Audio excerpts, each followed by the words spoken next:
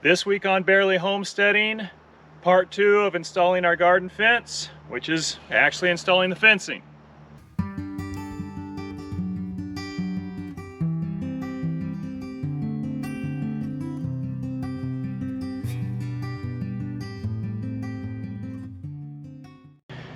Now we've got all the posts in and the top supports on.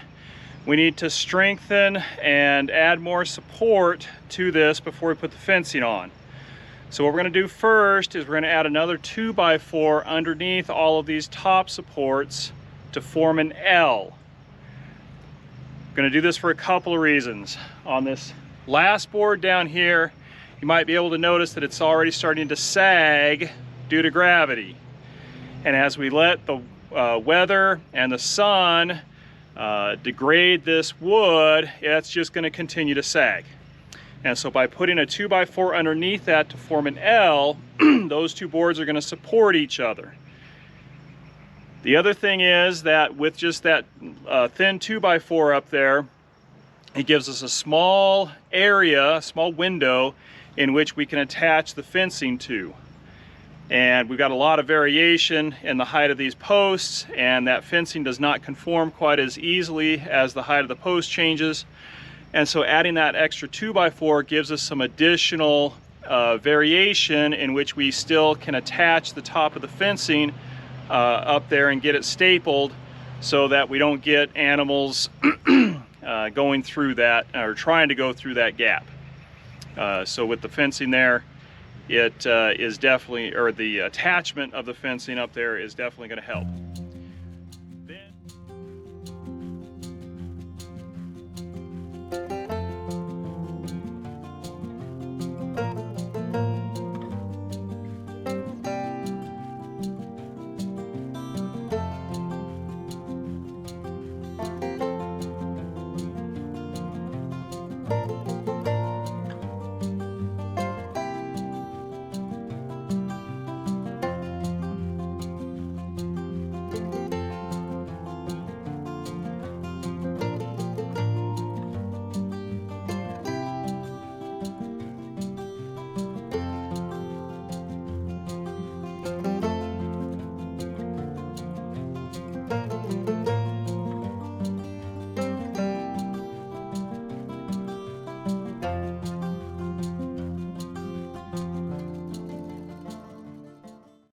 We've got all of the L pieces put in, so the top support and then the 2x4 below it to form the L. Now we're going to put in these diagonal supports. This gives us a shear support so that the entire wall doesn't want to bend in a single direction if it gets hit or in a big windstorm or something. These pieces, we cut them about 2 feet and just put them in each of the corners, again, to carry that shear load. So for these diagonal pieces, we can get 4 out of a single 8-foot board. So the way we do this, so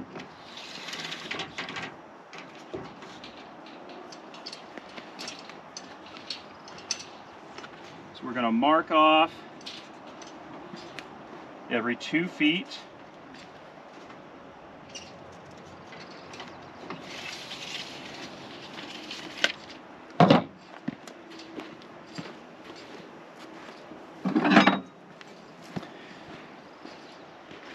Then we'll take our speed square,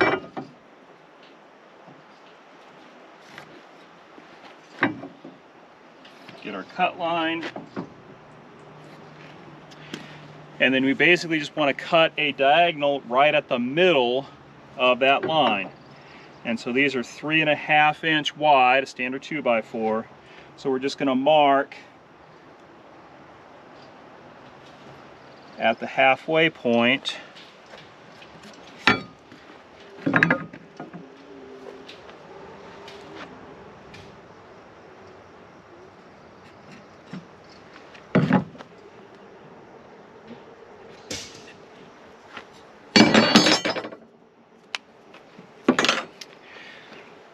And then with our saw already at a 45-degree angle, we just need to line that blade up with that halfway point and cut the 45s.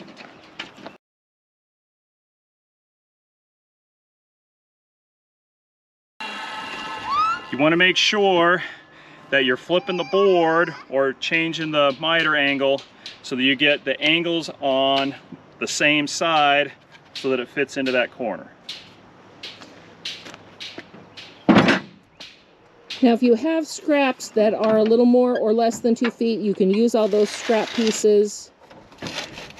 Yep, you don't need it exactly 2 feet.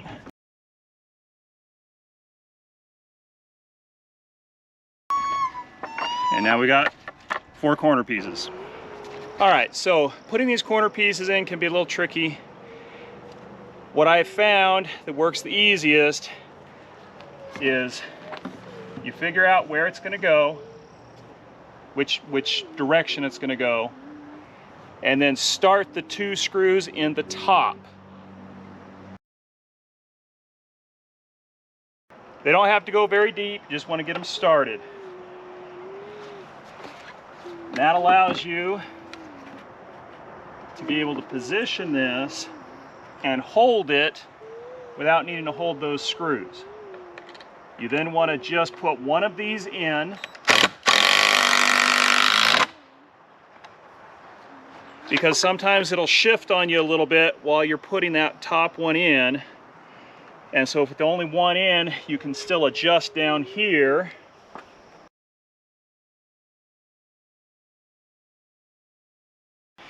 And there you go. That's in nice and sturdy now.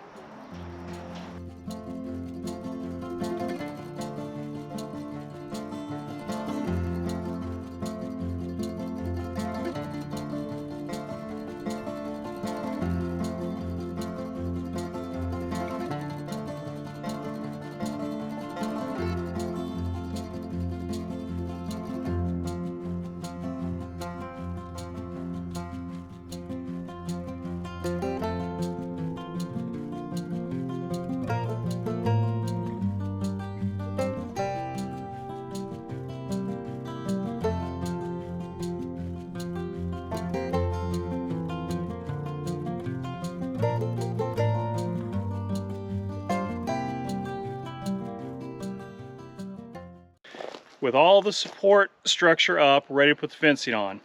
So we're going to start at the gate, and we're going to take our roll of fencing and wrap it around, and hopefully it'll reach the other gate. If not, then we'll have to splice the sections.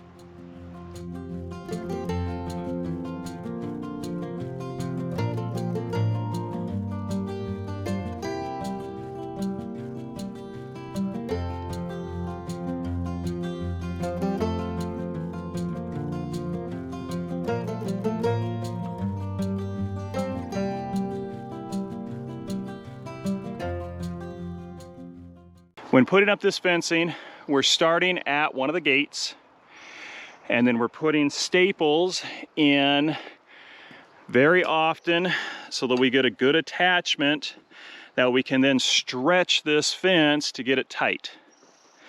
When putting in the staples, I find that it's best to put them over where the 2 wires cross to give the most strength at that staple.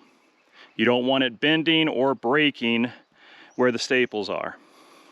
Now, to stretch the fence, let me get a good spot here. To stretch the fence, what we find is easiest is taking a pry bar, putting it between the post and the fencing, and then just kind of gently pulling it. You don't want to do it too hard because you don't want to break that weld and weaken the fence. But if you just do it a little bit, and you'll kind of get a feel for how much you can do based upon your particular type of fencing, you can get it stretched pretty well. And then between the posts, we're putting staples up on top so that the top of the fence is attached. When we put the bottom fencing on, we will attach the top and bottom fencing together at this seam. And we'll show you how to do that once we get the bottom fencing on.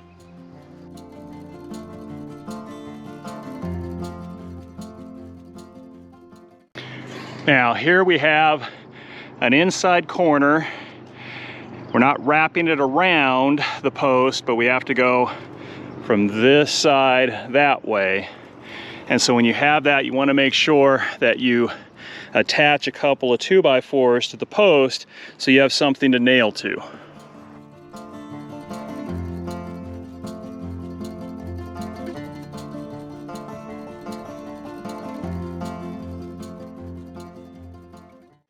So sometimes you got to splice two pieces of fencing together.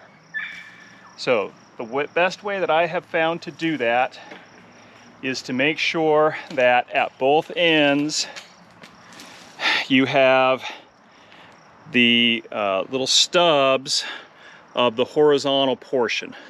We're going to take these and we're going to wrap them around the other piece of fence, and then we're going to take the same little stubs on the other side and wrap it around. So you got both of those wrapping around the vertical piece of the fence. So what we're going to do is we're going to take this piece right here and we're going to wrap that like that, and then we're going to take this piece and wrap it the other way so that they are pulling against each other when we put it into tension. Yeah.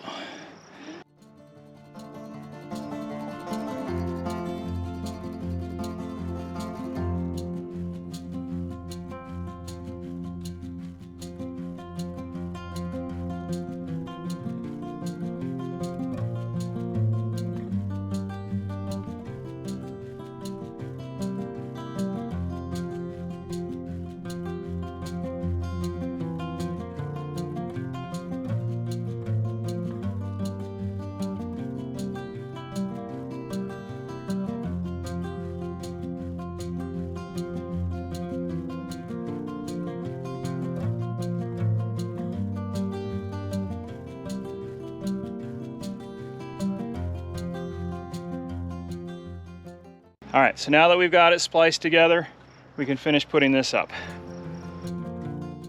Now that we have the top fencing up all around the garden, we're ready to put in the bottom fencing. Now, some of you may be asking yourselves why we started with the top and not the bottom. Well, we've got a lot of rodents around here that we want to try to keep out of the garden. And some of them are climbing, some of them are burrowing. So we're starting with the top fencing because we're going to dig a trench all the way around and bury the bottom fencing about a foot down with some hardware cloth to try to stop the rodents from being able to come in. That hardware cloth is going to go a foot down underneath the ground level and then 2 feet up to try to stop the small rodents from getting in.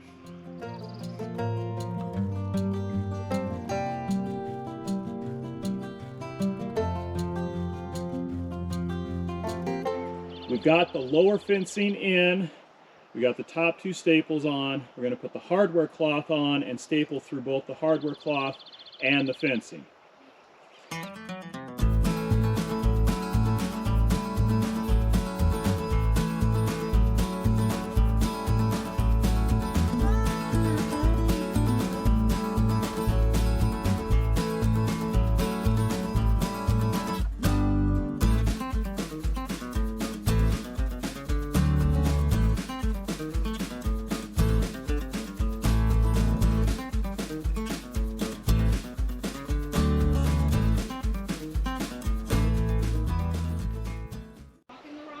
All right, so like the regular fencing on the hardware cloth, we bend over the ends, but this is fairly thin, and so we don't want to rely just on that. So I'm going to take the wire that was used to hold the roll of hardware cloth together, and I'm going to stitch this down.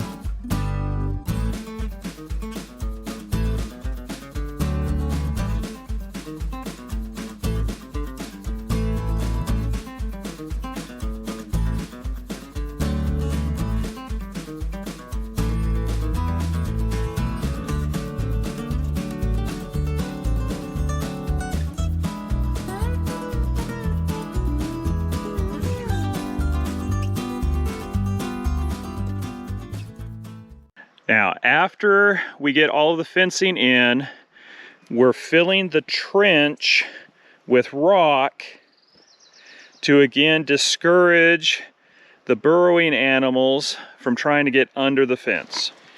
Now that we've got the fencing all up, we've got to deal with this seam between the upper and the lower sections of the fencing. Now there's a few different ways in which you can close this seam. One is to put a board at the same height as the seam and then just come in and staple the seam closed.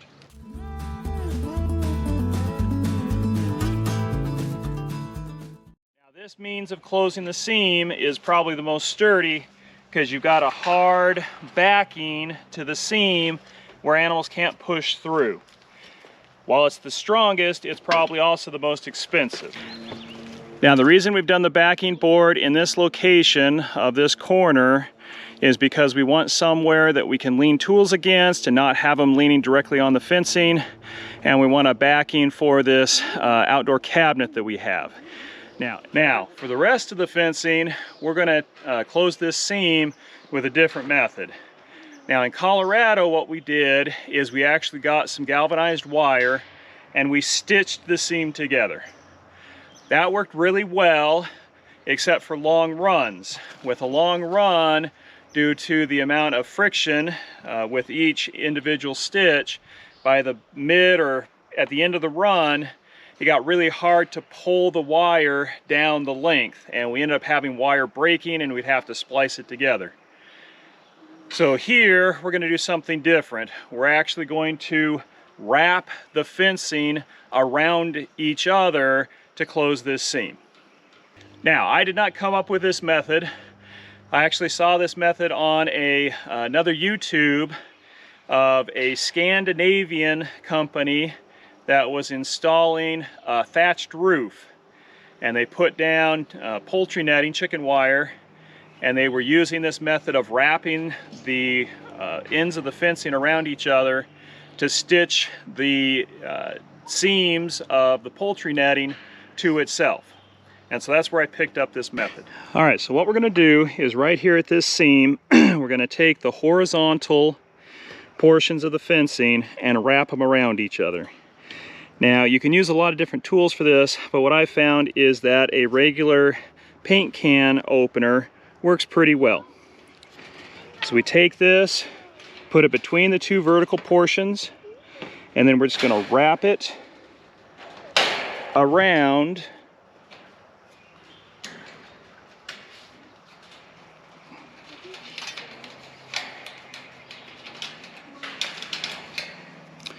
bending the wire around itself. And we're going to do this every other space down the length to close that seam.